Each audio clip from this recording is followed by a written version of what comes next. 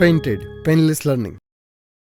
ચાલો આવક અસર અને અવેજી અસર એના વિશે આપણે વાત કરતા હતા. સોમવારે બસ જ્યારે લેક્ચર આવશે ત્યારે યાદ દેવડાવજો. બસ સોમવારે શું અહીંયા ભણતા હતા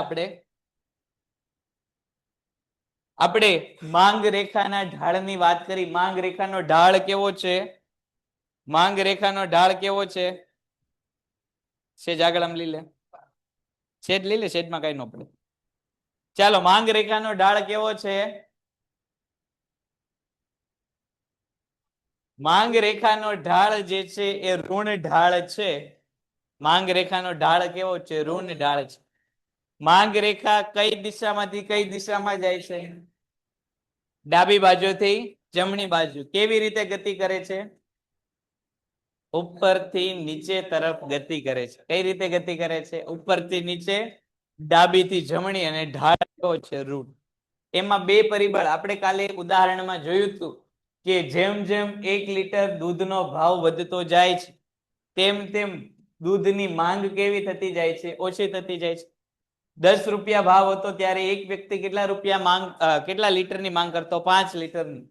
30 રૂપિયા ભાવ થયો તો 5 લીટરની માંગ ઘટીને કેટલી થઈ ગઈ? 3 લીટર. અને 1 લીટરનો ભાવ 50 રૂપિયા થયો તો માંગ પણ કેટલી થઈ ગઈ? 1 લીટરની થઈ ગઈ. એટલે કે જેમ જેમ કિંમતમાં વધારો થતો ગયો તેમ તેમ માંગમાં શું થઈ ગયો? ઘટાડો. શું કામ? તો કે કિંમત અને માંગ વચ્ચે બેટા કેવો સંબંધ છે? કિંમત અને માંગ વચ્ચે કેવો સંબંધ છે? વ્યસ્ત સંબંધ છે. એટલે કિંમત વધશે તો માંગ ઘટશે, અને કિંમત ઘટશે તો માંગ વધશે. તો આ વસ્તુની અસર બે આપણે જોવાની છે. એક આવક અસર અને બીજું અવેજી અસર. આવક અસર કોને કહીશું? તો કે ભાઈ ગ્રાહકની નાણાકીય આવક સ્થિર રહે અને જો વસ્તુની કિંમતમાં ઘટાડો થાય તો ગ્રાહકની ખરીદ શક્તિમાં શું થાય છે? વધારો થાય. હવે હું દાખલા તરીકે માની ભાઈ આપણે 1 લીટર દૂધ લેવું છે. હવે હું એક દિવસના 100 રૂપિયા કમાઉં છું. 1 લીટરનો ભાવ દાખલા તરીકે અત્યારે ચાલે છે 10 રૂપિયા. તો હું 100 રૂપિયા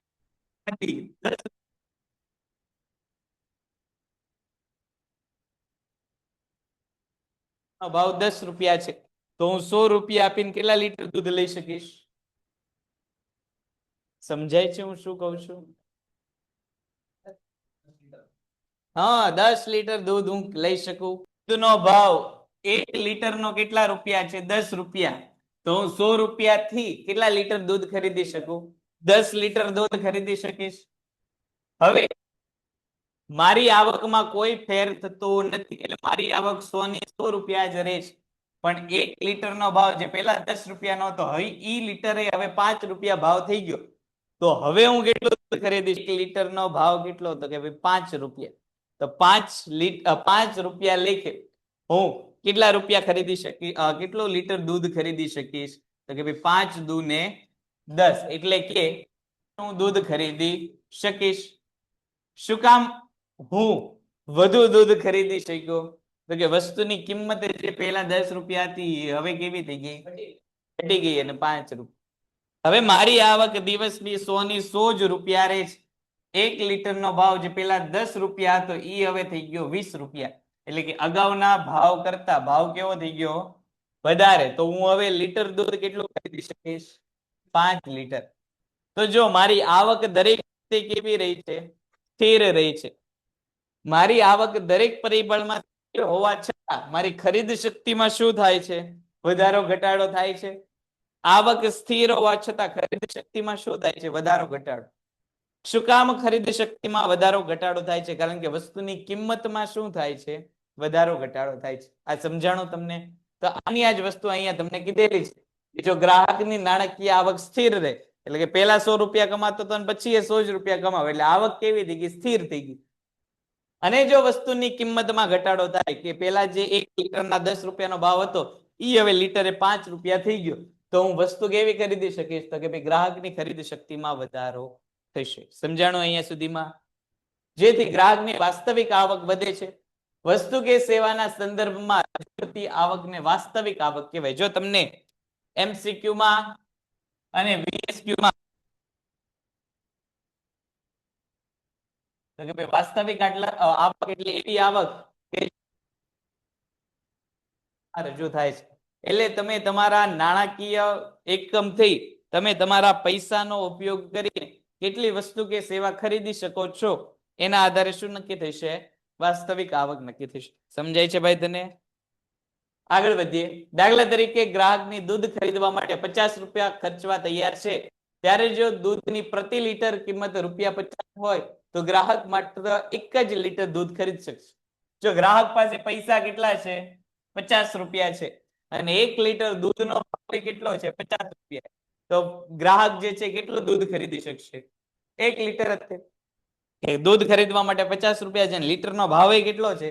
50 રૂપિયા. તો ખરીદી માત્ર ને માત્ર કેટલા લીટર થશે? 1 લીટર.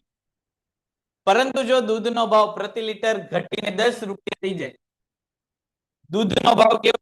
10 રૂપિયા, પણ વ્યક્તિ કેટલા તૈયાર છે? તો કે ભાઈ 50 રૂપિયા ખર્ચવા માટે 5 લીટર દૂધ ખરીદી શકશે. એટલે વ્યક્તિ પાસે પૈસા તો પેલા જેટલા હતા એટલા ને એટલા જ હતા, પણ પેલા 1 લીટર દૂધ ખરીદી શકતો હતો, હવે કેટલા લીટર દૂધ ખરીદી શકે છે? 5 લીટર. શું કામ? તો કે પેલા 1 લીટરનો ભાવ 50 રૂપિયા હતો, ઈ ઘટીને હવે કેટલો થઈ ગયો છે? 10 રૂપિયા થઈ ગયો છે. આમ કિંમત ઘટતા ગ્રાહકની ખરીદ શક્તિમાં વધારો થાય છે, જેથી માંગ વધે છે. તેને આપણે શું કહીશું? આવક અસર કહીશું. જો અહીંયા તમને આવક અસર કોને કહેવાય એ કહી દીધું. આવક અસર એટલે શું? તો કે કિંમત ઘટતા ગ્રાહકની ખરીદ શક્તિમાં વધારો થાય. કિંમત ઘટતા ગ્રાહકની ખરીદ શક્તિમાં વધારો થાય એને આપણે આવક અસર કહીશું. આવક અસર તમને વિભાગ બી માં 1 માર્કના પ્રશ્નોમાં પૂછાય છે કે માંગની આવક અસર એટલે શું? તો માંગની આવક અસર એટલે શું? તો કે ભાઈ કિંમત ઘટતા ગ્રાહકની ખરીદ શક્તિમાં વધારો થાય. ખરીદ શક્તિ વધી એટલે ગ્રાહકની આવક કેવી થઈ ગઈ? વધી ગઈ. પેલા 50 રૂપિયામાં 50 રૂપિયા એટલે 1 લીટર દૂધ ખરીદી શકતો હતો, હવે 50 રૂપિયામાં 10 રૂપિયા એટલે 5 લીટર દૂધ ખરીદી શકે છે. એટલે એની આવક કેવી થઈ ગઈ? વધી ગઈ. તો આને આપણે આવક અસર કહીશું. માત્ર સાવ હલકા પ્રકારની વસ્તુઓની બાબતમાં આવક અસર જે છે એ નકારાત્મક હોય છે. દાખલા તરીકે હલકું અનાજ, તેની કિંમત ઘટવા છતાં તેની માંગમાં ઘટાડો થાય છે. હવે જો વ્યક્તિની આવક વધતી હોય તો સ્વાભાવિક છે કે વ્યક્તિની જો આવક વધે તો વ્યક્તિ ખોરાક પણ કેવો ખાય? બ્રાન્ડેડ, સારો એવો ખોરાક ખાય. જો વ્યક્તિની આવક ઓછી હોય તો એને ઓલી સરકારી દુકાનમાંથી અનાજ લેવું પડે. જો આવક વધી જાય તો ભાઈ એવું વ્યક્તિને પાછું પોસાય નહીં, એને તો પછી ઓલા આશીર્વાદ આટા જ લેવા પડે. શું કામ? તો કે ભાઈ આવક વધી ગઈ છે એટલા માટે. તો હલકી પ્રકારની વસ્તુઓની કિંમત ભલે ગમે થઈ જાય, પણ આવી વસ્તુઓ જે છે વ્યક્તિ લેવાના નથી, કિંમત ઘટી ગઈ હોવા છતાં. શું કામ? તો કે જેમ જેમ વ્યક્તિની આવક વધે છે તેમ વ્યક્તિ ધીરે ધીરે હલકી વસ્તુઓથી દૂર થઈને કેવી વસ્તુઓ લેવાનું પસંદ કરશે? મોંઘી વસ્તુ. દાખલા તરીકે અત્યારે તમે જો સ્વિચ વાળા ફોન 1000-2000 રૂપિયામાં મળી જાય છે, કીપેડ ફોન. પણ આ ફોનની અત્યારે આપણને કેવા લાગે? તો કે ભાઈ હલકા લાગે. શું કામ? તો આપણે એન્ડ્રોઈડ અને 5G ફોન વાપરીએ છીએ. તો 1000-2000 ના ફોન આપણે સસ્તા હોવા છતાં એની માંગ વધારીએ છીએ કે 1000 નો ફોન થઈ ગયો, લાવો 10 ફોન લઈ લઈએ. આપણે 10,000 નો એક એન્ડ્રોઈડ ફોન લઈશું, પણ 10,000 ના 10 કીપેડ વાળા ફોન લઈશું નહીં લઈએ. શું કામ? તો કે એને આપણે જે છે હલકા પ્રકારની વસ્તુ ગમે. એટલે જે વસ્તુ આપણા માટે હલકા પ્રકારની હોય એ વસ્તુ સસ્તી થતી હોવા છતાં આપણે એને ખરીદવાના નથી. શું કામ? તો કે આપણી આવક વધી ગઈ છે એટલે આપણે કેવી વસ્તુ ખરીદશું? સારી, હલકા પ્રકારની વસ્તુ લઈશું નહીં. ખ્યાલ આવ્યો તમને આ મુદ્દો? આવક અસર એટલે શું? તો કે ભાઈ વસ્તુની કિંમત ઘટતા ગ્રાહકની ખરીદ શક્તિમાં શું થાય? વધારો થાય. એને આપણે શું કહીએ છીએ? આવક અસર કહીએ છીએ. આ હું તમને પૂછીશ, નેક્સ્ટ લેક્ચરમાં પૂછીશ તમને ત્રણેય. તે હવે અહીંથી આવી ગયા, નેક્સ્ટ લેક્ચરમાં બધાને પૂછશું. એટલે આવક અસર કોને કહેવાય એ તમને નથી આવડતું બેટા? આવક અસર કોને કહેવાય નથી આવડતું, પાછું આખું ચેપ્ટર લખવાનું આવશે. ખ્યાલ આવ્યો બેટા? એટલે અહીંયા ધ્યાન આપો. શું લખેશ તું? આ જ લખે, પણ આ તો ચોપડીમાં છે, અંડરલાઈન કરી લે. બીજું, અવેજી અસર. કોઈ એક મૂળ વસ્તુની કિંમતમાં ઘટાડો થાય ત્યારે તેની એક સમાન એવી અવેજી વસ્તુની સરખામણીએ આ વસ્તુ સસ્તી બને છે. તેથી ગ્રાહક અવેજી વસ્તુની માંગ ઘટાડીને મૂળ વસ્તુની માંગ વધારે છે. તેને આપણે અવેજી અસર કહીશું. દાખલા તરીકે સાદી એટલે કે ફોર્મલ પેન્ટ અને જીન્સ પેન્ટ. જો જીન્સ પેન્ટ મોંઘા થાય, જીન્સ પેન્ટનો ભાવ વધી જાય તો લોકો કયા પેન્ટ પહેરવા માંડે? સાદા કે ફોર્મલ. એટલે જો જીન્સ પેન્ટની કિંમત વધી ગઈ ફોર્મલ પેન્ટની કિંમત ન ઘટી કે ન વધી, એ કેવી રહી? સ્થિર ની સ્થિર જ રહી. પણ જીન્સ પેન્ટની કિંમત વધી ગઈ એટલે લોકોએ જીન્સ પેન્ટ ખરીદવાનું બંધ કરી કયા પેન્ટ લેવા માંડ્યા? ફોર્મલ પેન્ટ લેવા માંડ્યા. એટલે જો બંને કેવા છે એકબીજાના અવેજીમાં, કાં તો તમે ફોર્મલ પહેરશો કાં તો તમે જીન્સ પહેરશો. એટલે જીન્સ હવે તમે ખરીદતા નથી તો ફરજિયાત તમારે શું પહેરવું પડશે? ફોર્મલ પેન્ટ પહેરવું પડશે. એટલે જીન્સના ભાવ વધી ગયા, પછી ફોર્મલ વાળાએ પોતાના ભાવ ઘટાડ્યા નથી, છતાં માંગ કોની વધી જશે? Formal pant. શું કામ? તો કે જીન્સ કરતા ફોર્મલ પ્રમાણમાં પડે છે કેવા? સસ્તા. હવે દાખલા તરીકે કોઈ એક ફોર્મલ પેન્ટ હોય એ 100 રૂપિયાનું મળતું હોય, એની સામે જીન્સ પેન્ટ હોય એ 100 રૂપિયાનું મળતું હોય, પણ જીન્સ વાળા એમ કે હવે અમે 100 ની બદલે હવે અમે એક જ પેન્ટ 150 રૂપિયામાં ખરીદીશું. તો જેટલા લોકો પેલા 100 રૂપિયામાં જીન્સ પેન્ટ લેતા હોય છે એ હવે કયા પેન્ટ લેવા મળશે? ફોર્મલ પેન્ટ લેવા મળશે. ફોર્મલ પેન્ટ વાળા પહેલા 100 રૂપિયામાં વેચતા હતા, અત્યારે 100 રૂપિયામાં જ વેચે છે, છતાં એની માંગ કેવી થઈ ગઈ? વધી ગઈ. શું કામ? તો કે એની અવેજી. અવેજી એટલે શું? અવેજી એટલે શું? એક વસ્તુના સ્થાને બીજી વસ્તુનો. તમે ફોર્મલ જીન્સ પેન્ટ એટલે હવે શું પહેરી લેશો? ફોર્મલ પેન્ટ પહેરી લેશો. તો એક ના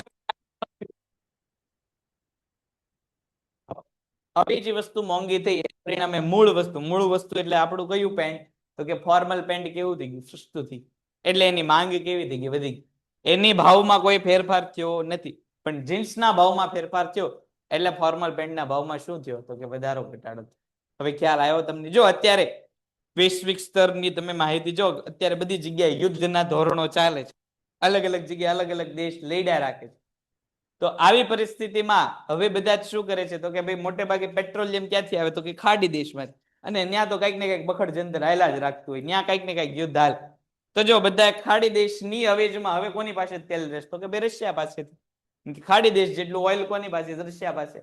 એટલે ખાડી દેશ વાળા પોતાના ઓઇલના ભાવ વધારી દે તો સ્વાભાવિક રીતે રશિયાનું વેચાણ કેવું થઈ જશે? ખાડી દેશ પાસે જેટલું ઓઇલ છે એટલું ને એટલું ઓઇલ કોની પાસે? રશિયા પાસે છે. એટલે ખાડી દેશના દેશ એવું વિચારે કે આપણે ઓઇલના ભાવ વધારી દઈશું તો રશિયાના જે તેલની માંગ છે એ કેવી થઈ જાય? રશિયાના તેલની માંગ કેવી થઈ જાય? વધી જાય કે નહીં? શું કામ? તો કે ખાડી દેશનું ઓઇલ હવે આપણને મોંઘું પડશે, એની બદલે રશિયાનું ઓઇલ કેવું પડશે? સસ્તું પડશે. તો એક મોંઘું થતા રશિયાએ પોતાના ભાવમાં ફેરફાર નથી કર્યો, પણ અત્યારે વેચાણ કોનું વધારે થાય? રશિયન ઓઇલનું. શું કામ? તો કે ભાઈ એની સરખામણી બીજા બધા ઓઇલ કેવા મળે છે? મોંઘા મળે છે. તો આ અવેજી અસર થઈ કે એની અવેજમાં બીજા દેશ આપણને આપતા હતા, કેવું આપતા હતા? મોંઘું. એટલે અત્યારે તમે જો ભારત જે છે સૌથી વધારે ખરીદી કોની પાસે કરે ઓઇલની? રશિયા પાસેથી. કારણ કે ખાડી દેશ પાસેથી ઓઇલ લાવો તો ઓઇલ તેલના ભાવ કેવા મળે? મોંઘા પડે. એટલે 100 રૂપિયાનું પેટ્રોલ અત્યારે આપણે રશિયાથી આવે એટલે 100 રૂપિયાની અંદર રહે છે. ખાડી દેશ પાસેથી લાવીએ તો લીટર 120 કે 130 નો ભાવ પહોંચી જાય. પણ રશિયા વાળા આપણને અવેજમાં કેવું આપે છે? સસ્તું આપે છે. તો આપણને સસ્તું પડશે. ચાલો, આવક અસર અને અવેજી અસર ન સમજાણું હોય એવો કોઈ મુદ્દો ખરા? પેન્ટેડ એપ્લિકેશન ધોરણ 6 થી 12ના વિદ્યાર્થીઓ માટે અપડેટ થઈ ચૂકી છે. આ એપ્લિકેશનમાં શું છે? બધા જ વિષયના વિડીયોઝ છે. ગુજરાતની બેસ્ટ ફેકલ્ટી દ્વારા લાઈવ લેક્ચર્સ છે. આઈએમપી પ્રશ્ન છે, ટેસ્ટ સિરીઝ છે અને ગુજરાતના તમામ વિદ્યાર્થીઓ સાથે તમે તમારી કમ્પેરિઝન કરી શકો છો. ગેમિફિકેશન છે અને બીજું ઘણું બધું. તો તમે એપ્લિકેશન ડાઉનલોડ ન કરી હોય તો ડિસ્ક્રિપ્શનમાં લિંક આપી છે, હમણાં જ પ્લે સ્ટોર ઉપર જાઓ અને એપ્લિકેશન ડાઉનલોડ કરો. ઘરે બેઠીને સરસ મજાનું ગુજરાતની જોરદાર ફેકલ્ટી સાથે ભણો, સારા માર્ક્સે પાસ થાઓ. 21 થી લઈને 31 સુધી લ્યો, બરોબર? ખાલી 10 પેજ છે, 21 થી 31. તારે લખવાનું છે. ચાલો આગળ વધીએ. માંગના નિયમના અપવાદ. જો માંગનો નિયમ શું કહે છે? માંગનો નિયમ એવું કહે છે કે વસ્તુની કિંમત અને માંગ વચ્ચે કેવો સંબંધ છે? તને પૂછ્યું કેવો સંબંધ છે? વ્યસ્ત સંબંધ છે. વ્યસ્ત એટલે ભાઈ કેવો સંબંધ? કે કિંમત વધતી હોય તો માંગમાં શું થશે? હા, વસ્તુની કિંમત વધતી હોય તો માંગમાં શું થાય? વસ્તુની કિંમત વધે તો માંગમાં શું થાય? હા, ઘટાડો. એમ કે એકવાર જોડથી ઘટાડો. અને વસ્તુની માંગ ઘટી જાય તો વસ્તુની કિંમત કેવી હશે? વસ્તુની માંગ ઘટી જાય તો કિંમત કેવી હશે? વસ્તુની માંગ ઘટી જાય તો કિંમત કેવી હશે? વધારે હોય તો માંગ ઘટે ને. એટલે બંને વચ્ચે કેવો વ્યસ્ત સંબંધ છે. પણ બધી વસ્તુ ઉપર આ નિયમ લાગુ પડતો નથી. એમાં અમુક શું છે? અપવાદ છે. ક્લાસમાં ઘણા અપવાદ હોય. અહીંયા બધા બેઠા હોય કે તમે ગમે ત્યાં ભણતા હો સ્કૂલમાં, ન્યાય ઘણા અપવાદ હોય. બેઠા બેઠા આપણને એવું લાગે કે ભણતા તો ક્લાસમાં જશે, પણ બધા ભણતા હોય નહીં ભણતા, અપવાદ નીકળે કે નહીં? બેઠા ફિઝિકલી તો અહીંયા જ બેઠા હોય, પણ માનસિક રીતે કઈક અલગ જગ્યાએ આટા મારતા હોય. એ બધા કોણ કહેવાય? એ બધા કોણ કહેવાય? અપવાદ કહેવાય કે? તારી વાત નથી બેટા, તું તો અહીંયા જ ભણે. આ ઇન જનરલ આપણે વાત કરીએ. એ બધા આપણે શું કહેશું? અપવાદ કહેશું. તો એવા અહીંયા પણ અપવાદ છે કે બધી જગ્યાએ કિંમત ઘટતી હશે તો માંગ બધી જગ્યાએ વધતી હશે નહીં. કઈ કઈ વસ્તુ હશે? તો કે સૌથી પહેલું તો પ્રતિષ્ઠા મૂલ્ય ધરાવતી વસ્તુ, એટલે કે એવી વસ્તુ કે જે માત્ર ને માત્ર કોના માટે ઉપયોગ થતી હોય? શો ઓફ માટે. દાખલા તરીકે હેઠું સફરજન, એટલે કે એપલ નો ફોન. જો એપલ નો ફોન આમ કઈ કામમાં લાગતો નથી. જેટલા ફીચર્સ એન્ડ્રોઈડ વાળા આપે, જેટલા એપલ વાળા આપે છે, નથી આપતા. તો તે ગમે એટલો મોંઘો ફોન એ બધા લે કોણ? એપલ નો લે. પછી ભલે હપ્તે હાલતા હોય પણ લે એપલ ના ફોન. શું કામ? તો કે એક પ્રકારનું શું છે? પ્રતિષ્ઠા મૂલ્ય ધરાવે. કે 1.5 લાખ નો તમે આમ દેખાડો ફોન કે જો 1.5 લાખ નો છે, એટલે આમે 1.5 લાખ નો ફોન. તો આ શું દર્શાવે? પ્રતિષ્ઠા દર્શાવે. દર્શાવે કે નહીં? પછી ભલે એ જે વ્યક્તિએ ફોન લીધો એને જ ખબર હોય કે ભાઈ દર મહિને 5,000 નો હપ્તો કપાય છે, આનો હપ્તેથી ફોન લીધેલો, પણ દેખાય શું? તો કે ભાઈ 1.5 લાખ નો ફોન. ઘણા લોકો જોજો તમે, ઘણા લોકો દરેક નવા એપલ ના મોડેલ જેટલા આવે ને, દરેક મોડેલ ની સાથે ફોન ફેરવી નાખતા. એપલ 11 આવે તો 11 વાપરતો, 12 આવે તો 12 વાપરે, 13 આવે તો 13 વાપરે, 14 આવે તો 14 વાપરે.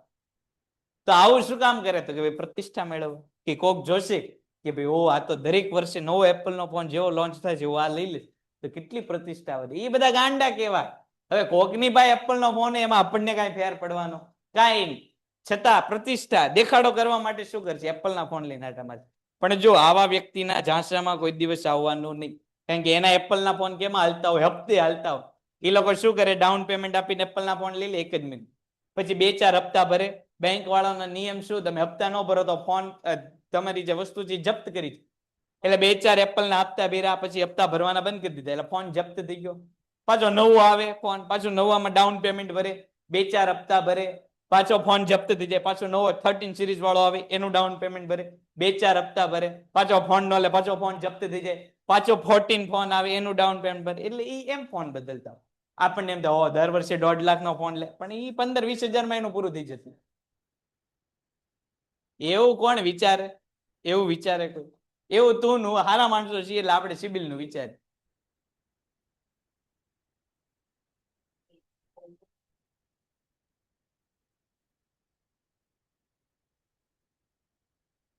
તો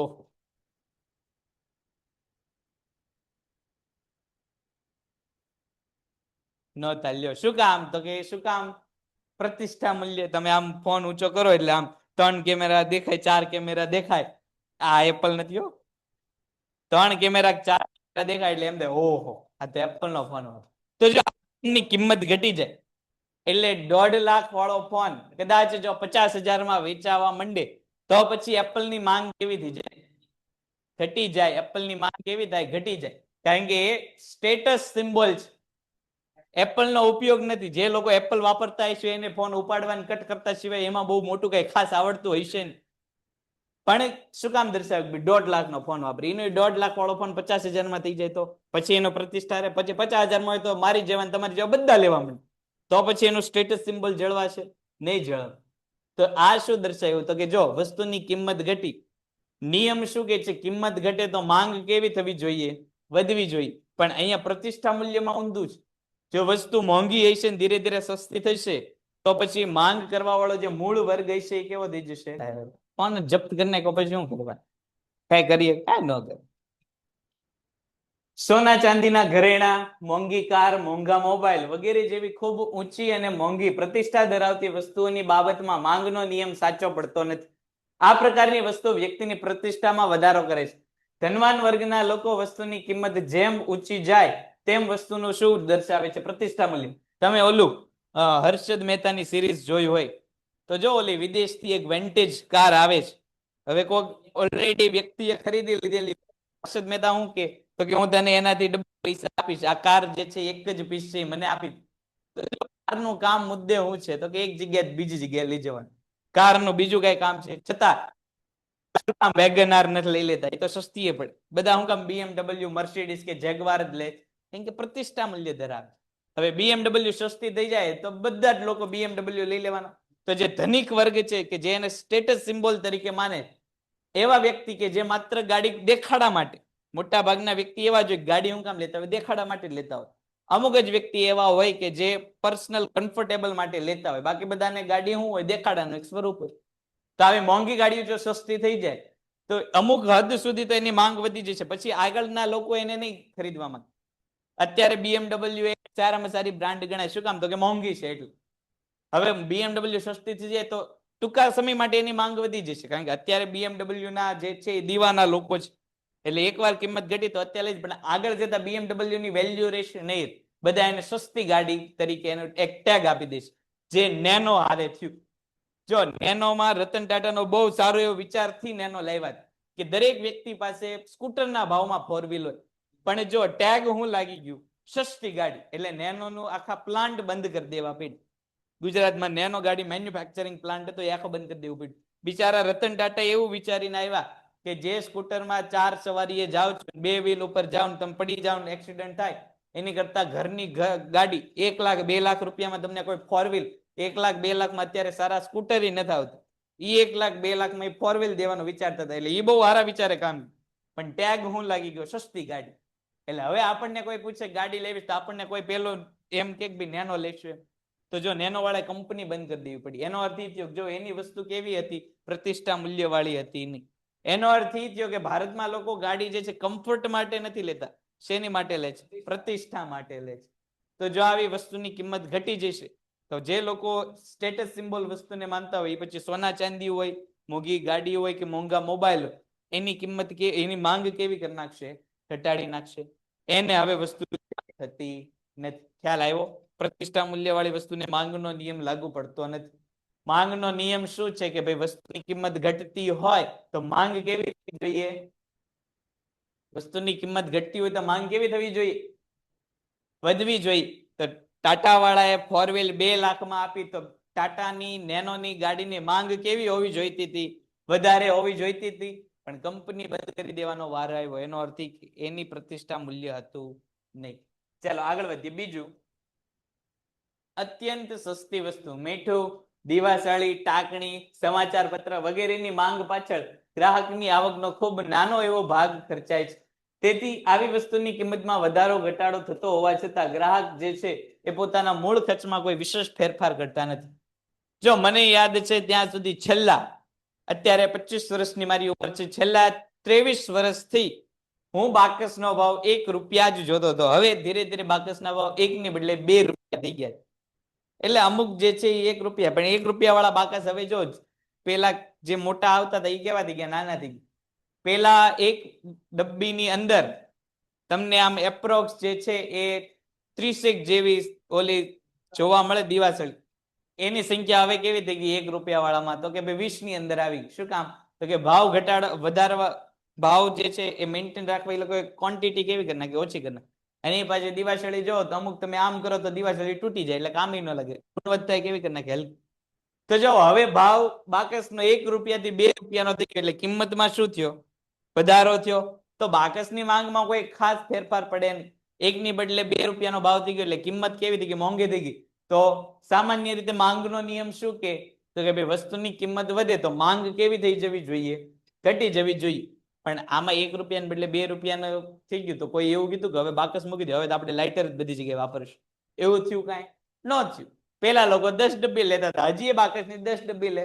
શું કામ તો કે આ કેવી વસ્તુ છે, કેવી વસ્તુ છે, અત્યંત સસ્તી વસ્તુ છે. 1 રૂપિયામાં કઈ ફેરફાર થાય તો આપણને કઈ ફેર પડે નહીં. આપણો 1 રૂપિયો ખીચામાં પડી જાય લગભગ તમારા, એટલે લગભગ કોઈ 1 રૂપિયામાં બહુ એટલી ચિંતા થાય નહીં, કારણ કે રૂપિયો હતો ને પડી ગયો તો એમાં કઈ ચિંતાની વાત નથી, લગભગ. બાકી લેવા વાળા લઈ લે, એમાં કઈ ચિંતાની વાત નથી, લઈ લે ભાઈ, આપણો જ રૂપિયો છે. પણ આ તો ખાલી ઇન જનરલ વાત છે કે ભાઈ 1 રૂપિયાને બદલે 2 રૂપિયા બાકસની કિંમત થઈ ગઈ તો કોઈ એવું ન કીધું કે ભાઈ બાકસ રહેવા દે, હવે આપણે સીધું લાઇટરથી કામ ચલાવશું. શું કામ કારણ કે વસ્તુ કેવી છે? સસ્તી. ત્રીજું, હલકા પ્રકારની કે નિમ્ન ગુણવત્તા વાળી વસ્તુ. જો હલકા પ્રકારની કે નિમ્ન ગુણવત્તા વાળી વસ્તુ ગમે એટલી સસ્તી થાય, એની માંગમાં કોઈ ફેરફાર થાય નહીં. એ વસ્તુની માંગ પેલા જેટલી હતી એમાં ઘટાડો થાય, પણ હલકા પ્રકારની વસ્તુની માંગ કોઈ દિવસ વધે નહીં. આ પ્રકારની વસ્તુઓના સંદર્ભમાં દર્શાવતો ખ્યાલ સર રોબર્ટ યાદ રાખ કે નિમ્ન ગુણવત્તા વાળી વસ્તુનો ખ્યાલ કોને રજૂ કરેલો છે? તો સર રોબર્ટ ગિફન. એના જ આધારે જો આગળ આવશે કે આવી વસ્તુને કેવી વસ્તુ કહેવાય? ગિફન વસ્તુ તમે ઓળખાય છે ભાઈ. હલકી વસ્તુ બીજા કયા નામે ઓળખાય છે? ગિફન વસ્તુ. શું કામ ગિફન ના નામે ઓળખાય છે? કારણ કે આ ખ્યાલ કોણે આપ્યો? સર રોબર્ટ ગિફન નામના વ્યક્તિએ આપ્યો. એટલા માટે વસ્તુને કેવી વસ્તુ કહેવાય છે? ગિફન વસ્તુ. દાખલા તરીકે ઘઉંની સરખામણીમાં જુવાર, શુદ્ધ ઘીની સરખામણીમાં વનસ્પતિ ઘી વગેરે જેવી ઉત્તરતી કક્ષાની એટલે કે નિમ્ન કક્ષાની વસ્તુઓને હલકા પ્રકારની વસ્તુ કહેવામાં આવે છે. હવે જો ઘઉંની કિંમત કરતા જુવારની કિંમત હર હંમેશ કેવી હોય? ઓછી હોય. કારણ કે ઘઉંની સરખામણીમાં જુવારને શું ગણવામાં આવે? હલકા પ્રકારનું અનાજ ગણવામાં આવે. એટલે જુવારના ભાવમાં ઘટાડો થઈ જાય છતાં એની માંગમાં કોઈ વધારે ફેરફાર ન આવે. પેલા જેટલા લોકો જુવાર લેતા હોય એટલા જ લોકો જુવાર લેવાના. પેલા વ્યક્તિની આવક ઓછી હોય 1 કિલો જુવાર લેતા હોય અને જુવારનો ભાવ ઘટી જાય તો એ વ્યક્તિ 1 કિલો બદલે 5 કિલો જુવાર લાવીને મૂકી દેશે નહીં. એ પેલા 1 કિલો લેતો તો હજી 1 કિલો લેશે અને આગળ 1 કિલો જ લેશે. એટલે વસ્તુની કિંમત ઘટતી હોવા છતાં એની માંગમાં કોઈ ફેરફાર થવાનો નથી. વાસ્તવિક શું હોવું જોઈએ તું કે કિંમત ઘટતી હોય તો માંગ કેવી થવી હોવી જોઈએ? વધવી જોઈએ. પણ હલકી વસ્તુ છે એટલે કિંમત ઘટે છતાં એની માંગમાં શું થાય છે? કોઈ વધારો ઘટાડો થતો નથી. આ પ્રકારની વસ્તુઓ ઉચ્ચ ગુણવત્તાવાળી વસ્તુઓની સરખામણીમાં સસ્તી હોય છે, જેથી ગરીબ વર્ગ આવી વસ્તુઓનો વપરાશ વધુ પ્રમાણમાં કરે છે. તેથી હલકા પ્રકારની વસ્તુ જેમ કે જુવારની કિંમત ઘટતા ગરીબ વર્ગની વાસ્તવિક આવક વધે છે. તેથી આ ગરીબ વર્ગ જુવારની સરખામણીમાં ઘઉંની ખરીદી કરવા પ્રેરાય છે. જો જુવાર સસ્તા થઈ જાય તો ગ્રાહક શું વિચારે? ગરીબ વર્ગનો ગ્રાહક કે ભાઈ જુવાર સસ્તા, તો જુવાર વધુ લેવાને બદલે શું કરશે? તો કે ઘઉં લેવા માંડશે. શું કામ? તો કે એની પાસે પેલા જેટલા જુવારના પૈસા હતા એટલા ને એટલા પૈસાનો ઉપયોગ હવે કોની માટે કરવાનો છે? ઘઉં માટે કરવાનો. કારણ કે જુવાર કેવા થઈ ગયા? સસ્તા થઈ ગયા. એટલે સસ્તી વસ્તુ ખરીદવાને બદલે દાખલા તરીકે કોઈ વ્યક્તિ એવું વિચારે છે 100 રૂપિયાનું અનાજ લાવશું, 100 રૂપિયામાંથી એની પાસે 2 ભાગ હોય, કાં તો ઘઉં લઈ શકે કાં તો એ જુવાર લઈ શકે. હવે એવું બને કે ભાઈ 50 રૂપિયાનું ઘઉં લે છે અને 50 રૂપિયાનું જે છે એ જુવાર લે છે. હવે જુવારની કિંમત 50 રૂપિયાની બદલે કેટલી થઈ ગઈ? તો કે ભાઈ ઘટીને 30 રૂપિયાની થઈ ગઈ. વ્યક્તિ શું કરશે? તો વ્યક્તિ 20 રૂપિયાથી શું લઈ લેશે? ઘઉં લઈ લેશે. એટલે 50 વત્તા નવા 20 રૂપિયા અને જે 30 રૂપિયા જુવારના ભાવ ઘટી ગયા એ 30 રૂપિયાના જુવાર લેશે. બાકીના જે 20 રૂપિયા ઘટ્યા એનાથી નવા જુવાર નહીં લે, એની બદલે શું લેશે? ઘઉં લઈ લેશે. શું કામ? તો કે જુવાર એ વસ્તુ કેવી છે? નિમ્ન ગુણવત્તા વાળી કે હલકા પ્રકારની વસ્તુ. ચાલો અહીંયા સુધીમાં ખ્યાલ આવ્યો. ટોટલ આપણે જે છે એ 3 મુદ્દા જોયા. સૌથી પહેલું પ્રતિષ્ઠા મૂલ્ય ધરાવતી વસ્તુ. જેમ વસ્તુ મોંઘી એમ પ્રતિષ્ઠા મૂલ્ય એનું કેવું? ઊંચું. એટલે જો વસ્તુની કિંમત વધતી હોય, પ્રતિષ્ઠા મૂલ્ય ધરાવતી, જેમ વસ્તુની કિંમત વધે એમ માંગમાં શું થાય? વધારો થાય. સામાન્ય રીતે થઈતું શું હોવું જોઈએ? વસ્તુની કિંમત વધતી હોય તો માંગ કેવી થવી જોઈએ? ઘટવી જોઈએ. પણ પ્રતિષ્ઠા મૂલ્યમાં એવું નથી. જેમ વસ્તુની કિંમત વધશે એમ માંગમાં શું થશે? વધારો થશે. બીજું, અત્યંત સસ્તી વસ્તુઓ, અત્યંત સસ્તી વસ્તુની કિંમતમાં વધારો ઘટાડો થાય તો એની માંગમાં કોઈ ફેરફાર થાય નહીં. દાખલા તરીકે હમણાં બાકસની વાત કરી કે 1 રૂપિયાનું બાકસ 2 રૂપિયાનું થઈ ગયું તો કોઈ બાકસનો ઉપયોગ બંધ કરી દેશે નહીં. પેલા 10 ડબ્બી લેતો હોય તો પછી એ 10 ડબ્બી જ લે. હવે એની બદલે એવું થાય કે 1 રૂપિયા વાળું બાકસ જે છે 50 પૈસા મળવા માંડે તો કોઈ સસ્તું બાકસ છે, હાલો 20 પેટી આખું ઘર ભરી દઈએ બાકસથી, એવું કોઈ કરવાનું નહીં. એ પેલા 10 પેટી લેતો તો હવે 10 પેટી જ લેશે. શું કામ? તો કે વસ્તુ કેવી છે? સસ્તી છે. અને છેલ્લું જે છે હલકા પ્રકારની વસ્તુ, કે જેમ જેમ હલકા પ્રકારની વસ્તુની કિંમત ઘટતી જશે તેમ તેમ એની માંગમાં શું થશે? તેમ તેમ માંગમાં શું થશે? ઘટાડો થશે. વસ્તુની કિંમત ઘટી જાય તો માંગ કેવી થઈ જશે? ઘટી જશે. ચાલો અહીંયા સુધીમાં છેલ્લું મુદ્દો ગ્રાહકની પસંદગી. ગ્રાહક જ્યારે કોઈ ચોક્કસ પ્રકારની વસ્તુઓ માટે પોતાની ધારણાઓ બાંધી લે છે ત્યારે તેવા ગ્રાહકના વલણોને કારણે તે વસ્તુઓની કિંમત જે છે એ વધતી હોવા છતાં માંગમાં જે છે ઘટાડો નથી થતો, અથવા તો વસ્તુની કિંમત ઘટતી હોવા છતાં માંગમાં વધારો થતો નથી. એટલે વ્યક્તિનું મનોવલણ કેવું છે એના આધારે વસ્તુની માંગ ખબર પડે. હમણાં આપણે ટાટા નેનોની વાત કરી, તો જો ટાટા નેનો માટે લોકોનું મન કેવું છે અથવા તો પસંદગીનું ધોરણ કેવું છે, લોકો એવું માની લીધું છે કે ટાટા ગાડી આપણે લઈને જઈશું તો સમાજ આપણને, નેનો ગાડી લઈને જઈશું તો સમાજ આપણને શું ગણશે? ગરીબ ગણશે. એટલે ગાડી ગમે એટલી સસ્તી થાય, 1 લાખ રૂપિયા વાળી ગાડી 50,000 ની થઈ જાય તોય કોઈ ટાટા લેશે નહીં. એ 1 લાખ રૂપિયા આપીને એક્ટિવા લેશે પણ 50,000 માં નેનો ગાડી લેશે નહીં. શું કામ? તો કે ભાઈ મનોવલણ કેવું થઈ ગયેલું છે, તો કે બહાર જઈશું આ ગાડી લઈને તો આપણને લોકો શું કહેવાના છે? ગરીબ કહેવાના. આપણે ઈ નહીં જોઈએ કે ભાઈ 50,000 માં આપણને 4 વ્હીલ મળે, શિયાળો ઉનાળો ચોમાસું થી રક્ષણ મેળવવા માટે આપણી માથે છત હશે, અંદર ગરમી થાય તો એસી હશે, ઠંડી લાગે તો હીટરની સુવિધા નેનો વાળા આપી દીધેલી છે તો હીટરની સુવિધા હશે. આપણે એવું નહીં જોઈએ. સમાજ શું કે છે એના આધારે આપણે શું બનાવી દીધેલું છે? એક માનસિકતા. હવે જો એ 50,000 વાળી નેનો, ભાઈ સમાજ ભલે ગમે એ વાત કરે, સમાજનું કામ શું છે? 5 દી 10 દી વાત કરવાનું, પછી તો એને કઈ કામનું છે? તો તમે 5 દી 10 દી હાટું નેનો ગાડી તમે ન લ્યો તો આગળ જતા વરસાદ આવે અને 2 વ્હીલમાં 1 લાખની 2 વ્હીલ ભલે તો એ તમને પલાળી જ દેશે. એને બદલે 50,000 ની નેનો ગાડીમાં મસ્ત ફરીએ નહીં. પેલા 50,000, પેલા તમે 1 લાખમાં 2 વ્હીલમાં 2 જણા જઈ શકો, અહીંયા તમે 50,000 ની 4 વ્હીલમાં 4 જણા જઈ શકો. પેલા તમે 1 લાખની 2 વ્હીલમાં જે છે વસ્તુ બહુ એક જગ્યાએ બીજી જગ્યાએ ન લઈ જઈ શકો, સામે પક્ષે તમે 50,000 ની 4 વ્હીલમાં ઘણી બધી વસ્તુ લઈ.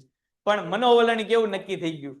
તો કે ભાઈ ગાડી કેવી છે? તો કે ભાઈ ગરીબ વર્ગની ગાડી, એટલે આપણે આવી ગાડી લઈને જઈશું તો ચાલશે નહીં. એટલે એ લોકો ગમે એટલી ગાડી સસ્તી કરશે. આપણને નેનો એટલે શું એકવાર મગજમાં થઈ ગયું? કમ્ફર્ટ નહીં જોતા આપણને શું મગજમાં થઈ ગયું? એ ગરીબ વર્ગની ગાડી, એટલે આપણે લેતા નથી. જો હમણાં પાછી નવી નેનો ડિઝાઇન થઈને આવવાની છે પાછી. જે પેલા એનો લુક હતો કે જે થોડો ઘણો આમ શંકાસ્પદ હતું કે ભાઈ આ ગાડી હાઈવે ઉપર ચાલે કે ન ચાલે, એટલે કંપનીએ અત્યારે ભલે નેનોનું પ્રોડક્શન બંધ કરી દીધું, પણ આગળ જતા નવા ફોર્મેટ સાથે નવી નેનો ગાડી પાછી બજારમાં આવશે એવું અત્યારે ટાટા વાળા કે છે. પછી આવે ત્યારે ખબર પાછી. તો પછી કદાચ એવું બની શકે કે હવે જે ગાડી લોન્ચ કરે એ હવે 1 લાખની બદલે 2 લાખ કે 3 લાખની એ ગાડી લોન્ચ કરે, તો જે એનું એક સ્ટેટસ લાગી ગયું હતું, એક મનોવલણ આવી ગયું હતું કે ભાઈ નેનો એટલે સસ્તી ગાડી, એને બદલે હવે એવું બની શકે કે ભાઈ નેનો એક નવી બ્રાન્ડ તરીકે ઊભી કરીને લાવે, તો એ પછી કિંમત વધુ હોવાની સાથે સાથે એની બજારની માંગી કેવી થઈ જાય? તો કે વધી જાય. એવું બની શકે. પણ જ્યાં સુધી ગ્રાહકનું જે છે પસંદગી નેનો પામશે નહીં, એ પછી 1 લાખની ગાડી 50,000 થઈ જાય તો એ ગાડીની માંગમાં કાંઈ ફેરફાર થવાનો નથી. ચાલો, અહીંયા સુધીમાં પ્રશ્ન ટોટલ 4 મુદ્દા જોયા. પેલું, પ્રતિષ્ઠા મૂલ્ય ધરાવતી વસ્તુ, એટલે કે જેમ વસ્તુની કિંમત વધે એમ સાથે સાથે માંગમાં શું થાય? વધારો. બીજું, અત્યંત સસ્તી વસ્તુઓ, એટલે કે વસ્તુની કિંમતમાં ફેરફાર થાય તો માંગમાં કોઈ પણ પ્રકારનો ફેરફાર એમાં જોવા મળશે નહીં. ત્રીજું, હલકા પ્રકારની વસ્તુ, કે જેમ જેમ વસ્તુની કિંમત ઘટતી જશે એમ એમ હલકા પ્રકારની વસ્તુની માંગ પણ કેવી થશે? ઘટતી જશે. અને છેલ્લે ગ્રાહકની પસંદગી, કે જો વસ્તુ પસંદગી ગ્રાહક પામશે નહીં, વસ્તુ ગ્રાહકને ગમશે નહીં, છતાં વસ્તુની કિંમત ઘટતી હોય તોય માંગ કેવી રહે? તો કે એમાં કોઈ ફેરફાર થવાનો નથી.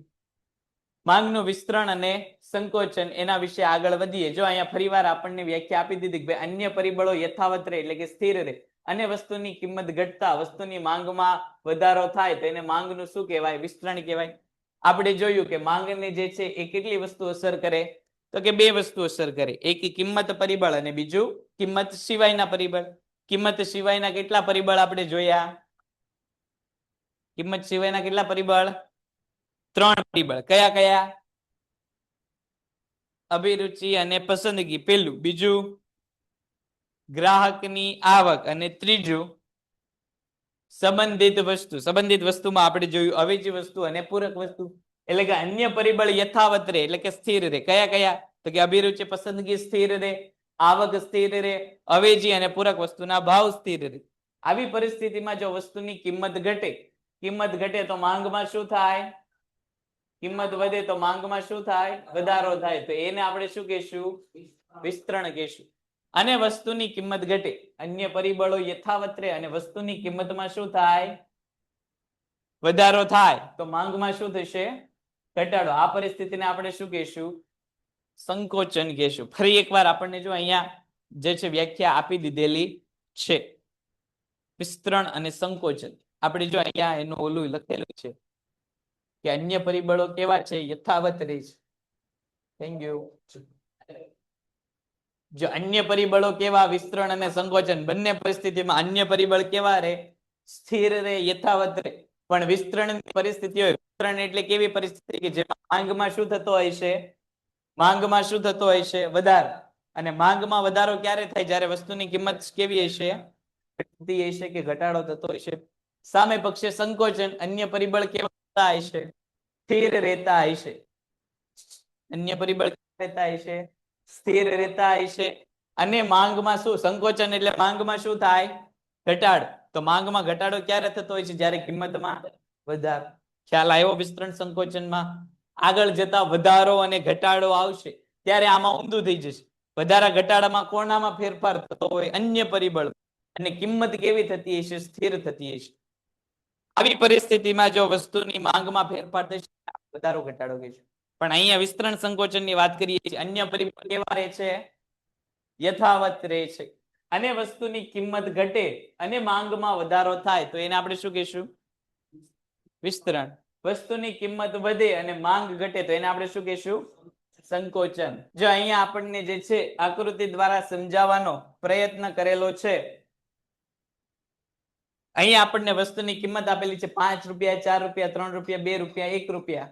વસ્તુની માંગ અહીંયા એકમમાં આપેલી છે કે 5 રૂપિયાનો ભાવ હોય ત્યારે વસ્તુની માંગ કેટલી છે? 1 રૂપિયા. 4 રૂપિયાનો ભાવ હોય ત્યારે કેટલી માંગ છે? 2 રૂપિયાની. 3 રૂપિયાનો ભાવ થાય એટલે 3 રૂપિયા, 2 નો 4 અને 1 રૂપિયા હોય તો 5 રૂપિયા. એટલે જો જેમ જેમ કિંમત ઘટતી જાય છે તેમ તેમ માંગમાં શું થાય છે? જેમ જેમ કિંમત ઘટતી જાય છે, 5 ના બદલે 4, 3, 2, 1, તેમ તેમ માંગમાં શું થાય છે? વધારો થાય છે. 5 રૂપિયા કરતા 4 રૂપિયામાં માંગ કેવી છે? વધારે. 4 રૂપિયા કરતા 3 રૂપિયામાં માંગ કેવી છે? વધારે. 3 રૂપિયા કરતા 2 રૂપિયામાં માંગ કેવી છે? વધારે. 2 કરતા 1 રૂપિયામાં માંગ કેવી છે? કેવી છે? વધારે. તો આ શું દર્શાવે છે? જો કિંમત વધતા માંગનું સંકોચન થાય છે. અહીંયા જો 3 ની બદલે 4, 4 ની બદલે 5, તો માંગ હતી 3 ની બદલે 2 એકમની, 2 ની બદલે કેટલા એકમની? 1 એકમ. એટલે માંગમાં ધીરે ધીરે શું થાય છે? ઘટાડો. એને આપણે શું કહીશું? સંકોચન. આ સંકોચન કે ઘટાડો થયો શું કામ? તો કે માંગમાં વસ્તુની કિંમતમાં શું થયો? વધારો. માંગમાં ઘટાડો ક્યારે થાય? જ્યારે વસ્તુની કિંમત કેવી થતી હોય? માંગમાં ઘટાડો ક્યારે થાય? જ્યારે વસ્તુની કિંમત કેવી થતી હોય? વધતી હોય. અને અહીંયા જો માંગનું વિસ્તરણ આપેલું છે. વિસ્તરણ એટલે શું? તો કે ભાઈ વસ્તુની કિંમત ઘટતા માંગમાં શું થાય? માંગમાં શું થાય? વધારો. એટલે કે વિસ્તરણ એટલે એવી પરિસ્થિતિ જેમાં માંગ કેવી થતી હશે? વધતી હશે. અને માંગ વધે ક્યારે? જ્યારે વસ્તુની કિંમત કેવી થતી હોય?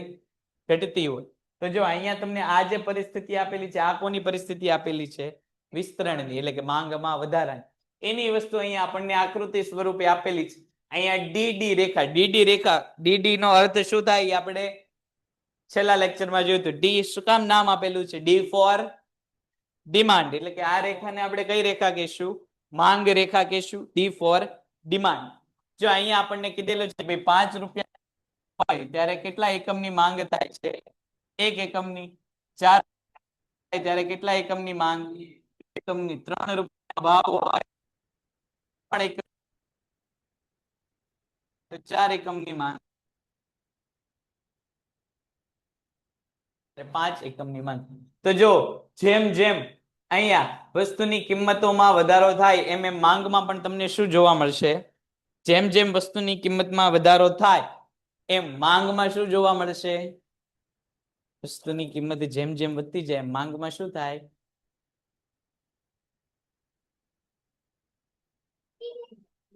એ હું તને પૂછું તો મન પાસે પૂછું.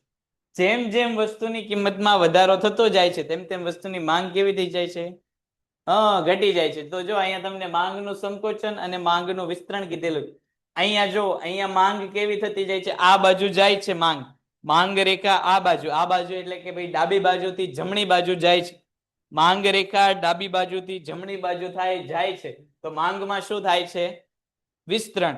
અને માંગ રેખા ઓલી બાજુ એટલે કે જમણી બાજુથી ડાબી બાજુ થાય તો માંગમાં રેખામાં શું થાય છે?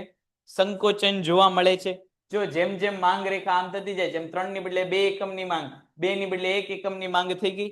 જેમ જેમ આ બાજુ એટલે કે ડાબી બાજુથી જમણી બાજુ આવે છે, એમ જો 1 ની બદલે 2 એકમ, 2 ની બદલે 3 એકમ, 3 ની બદલે 4 એકમ, 4 ની બદલે 5 એકમ, એટલે ડાબી બાજુથી જમણી બાજુ આવે, ડાબી બાજુથી જમણી બાજુ આવે તો માંગ રેખાનું શું થાય? વિસ્તરણ. જમણી બાજુથી ડાબી બાજુ વહી જાય, જમણી બાજુથી શું થઈ જાય? ડાબી બાજુ થઈ જાય તો માંગ રેખાનું શું થશે? સંકોચ. હવે પૂરું જ છે. અહીંયા ધ્યાન આપી દો. પહેલા અહીંયા સુધીમાં કોઈને કઈ પ્રશ્ન ખરા? ન સમજાણી હોય એવી કોઈ બાબત? પેન્ટેડ એપ્લિકેશન ધોરણ 6 થી 12ના વિદ્યાર્થીઓ માટે અપડેટ થઈ ચૂકી છે. આ એપ્લિકેશનમાં શું છે? બધા જ વિષયના વિડીયોઝ છે. ગુજરાતની બેસ્ટ ફેકલ્ટી દ્વારા લાઈવ લેક્ચર્સ છે, આઈએમપી પ્રશ્ન છે, ટેસ્ટ સિરીઝ છે અને ગુજરાતના તમામ વિદ્યાર્થીઓ સાથે તમે તમારી કમ્પેરિઝન કરી શકો છો. ગેમિફિકેશન છે અને બીજું ઘણું બધું. તો તમે એપ્લિકેશન ડાઉનલોડ ન કરી હોય તો ડિસ્ક્રિપ્શનમાં લિંક આપી છે, હમણાં જ પ્લે સ્ટોર ઉપર જાઓ અને એપ્લિકેશન ડાઉનલોડ કરો. ઘરે બેઠીને સરસ મજાનું ગુજરાતની જોરદાર ફેકલ્ટી સાથે ભણો, સારા માર્ક્સે પાસ થાઓ.